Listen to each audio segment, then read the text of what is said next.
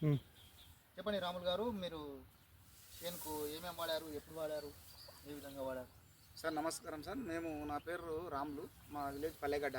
ఫస్ట్గా nano DAP వాడినాను. Nano DAP ఏంటంటే తుకం పోస్తాం, వరి నారు పోస్తాం కదా. నారు పోసినప్పుడు సాగరిక వాడదామంటే సాగరిక ఇప్పుడు 25 రోజులకు వేస్తామన్నట్టు. సాగరిక 25 రోజులకు ఈ లిక్విడ్ అయితేనేమో స్ప్రే చేస్తాము, లేకపోతే గ్రాన్యూల్స్ ఉంటాయి వాళ్ళ దగ్గర.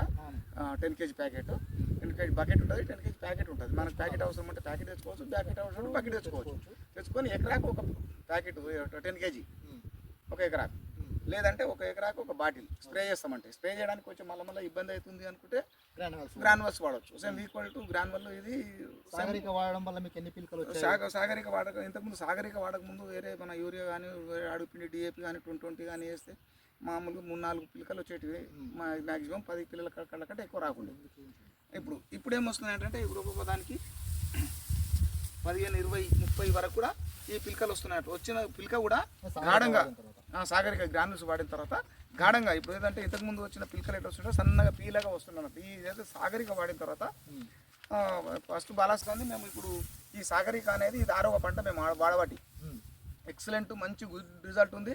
మొన్న వానాకాలంలో కూడా ఎకరాకు 28.5 క్వింటాలు వచ్చింది మాకు. ఒక ఎకరా కంటే నాది 3 ఎకరాలు వేస్తా ప్రతిసారి 84 క్వింటాలు వచ్చింది నాది. కాబట్టి గుడ్ రిజల్ట్ ఉంది. కాబట్టి మేము ప్రతిసారి ఆ ఎఫ్ఈఓ దగ్గరనే ఆ షాపులనే పోయి మాకు కావాల్సిన ఏంటంటే అక్కడనే తెచ్చుకొని మేము యూజ్ చేసుకుంటాం అన్నట్లు. కానీ రిజల్ట్ మాత్రం చాలా ఎక్సలెంట్ ఉంది.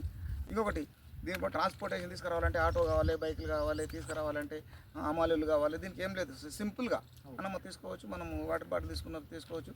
10 ఎకరాలకు సరిపోయింది కూడా మన బైక్ మీద తీసుకొని రావచ్చు. ఎందుకంటే ఆ రిజల్ట్ ఉంది కాబట్టి మేము చెప్తున్నాం, అంతే వాడుతున్నాం. మాకు వేరే ఆలోచన ఏం లేదు. అది మాకు ఎక్సలెంట్ రిజల్ట్ ఉంది.